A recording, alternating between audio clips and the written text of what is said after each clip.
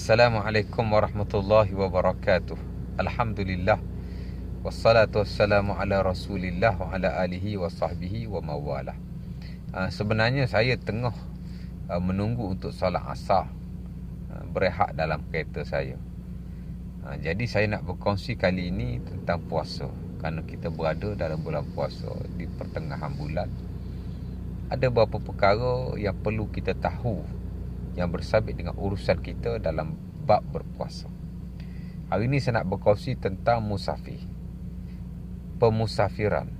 Bila kita kadang-kadang bermusafir juga pada bulan puasa.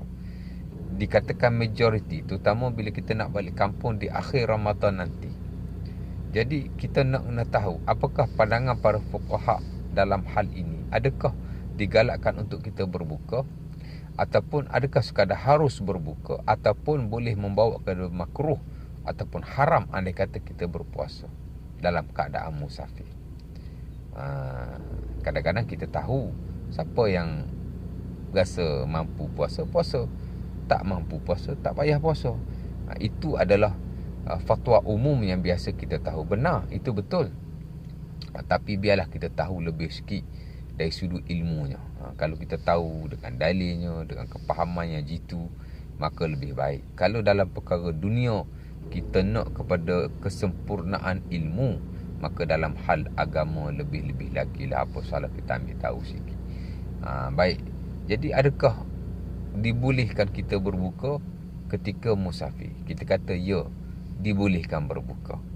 Tapi adakah dia menjadi wajib, ataupun sekadar harus, ataupun dibolehkan kita ataupun digalakkan sahaja untuk kita berbuka dan tidak wajib, ataupun dia bergantung kepada kemampuan kita.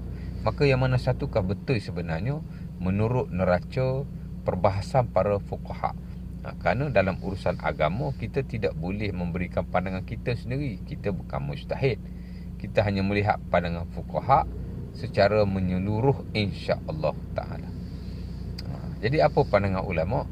Dalam hal ini sebenarnya mungkin ada beberapa pandangan, tapi saya kira yang paling penting ada dua pandangan. Pertama ialah pandangan yang mengatakan bahawa harus berpuasa dan harus juga berbuka. Tidak wajib berbuka walaupun kita musafir. Andai kata kita mampu, kita berpuasa. Andai kata kita tidak mampu, kita berbuka. Tapi kalau kita tidak mampu berpuasa, tapi kita berpuasa, itu mungkin membawa kepada makruh ataupun haram, sebagaimana difatwakan oleh sebahagian ulama. Jadi pandangan majoriti ditegaskan oleh Al-Imam Nawawi dalam Syarah Sahih Muslim, bahawasanya harus ke atas orang yang berpuasa untuk berbuka, dan harus juga untuk dia meneruskan puasanya melihat kepada kemampuannya. Kerana di sana ada banyak nas yang diriwayatkan bahawa Nabi SAW para sahabat berpuasa ketika bermusafir. Bahkan sebahagian daripada mereka berpuasa ketika peperangan. Ini menunjukkan bahawa tidaklah menjadi kewajipan untuk mereka berbuka, dan andai kata mereka tidak berbuka, ia menjadi suatu dosa sebagaimana dipegang oleh sebahagian ulama. Antaranya ialah mazhab Az-Zahiri yang mengatakan bahawa wajib berbuka bila bermusafir. Jadi pandangan ini agak kurang tepat. Jadi manakah dalil jumhur? Banyak tuan-tuan.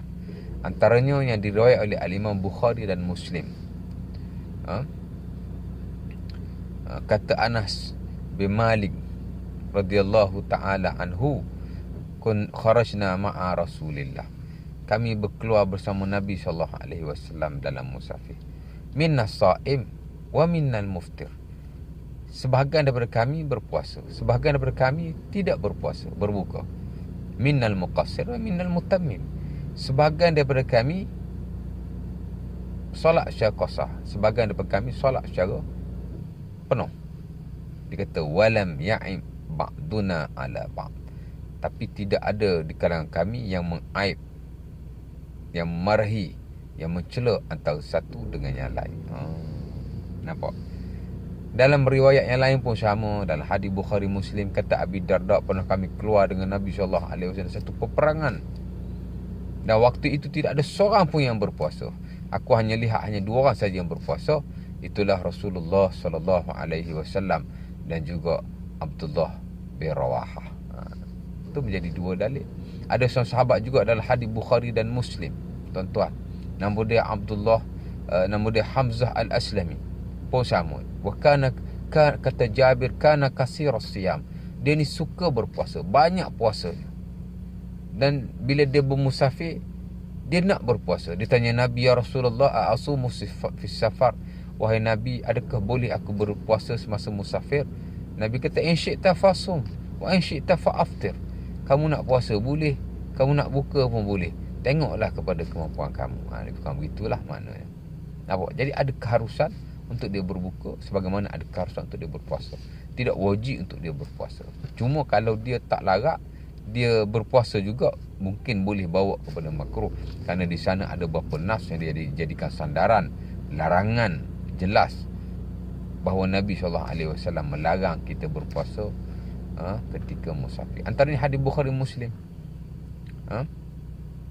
Kata Nabi, laisa minal bir as-shaum fi safar. Ni hadis Jabir. Bukanlah suatu benda yang baik andai kata kita berpuasa ketika musafir. Jelas, hadis yang pendek tapi jelas. Seolah-olah Nabi memakruh atau mengharamkan berpuasa semasa musafir. Laisa minal bir, penafian daripada kebaikan. Jadi benda ni seolah-olah satu penegasan. Samalah juga dalam hadis yang lain, riwayat Imam Bukhari dan Muslim pun sama. Kata sahabat Anas bin Malik, pernah satu kami musafir dengan Nabi, semua orang puasa, Nabi pun puasa. Tiba-tiba di suatu tempat nama Ruka' Al-Ghamim, Nabi buka, sahabat lain ada yang tak buka. Nabi kata, ulaikal usad, ulaikal usad. Mereka telah berdosa, mereka telah berdosa. Dan ada di sanalah beberapa nas yang lain.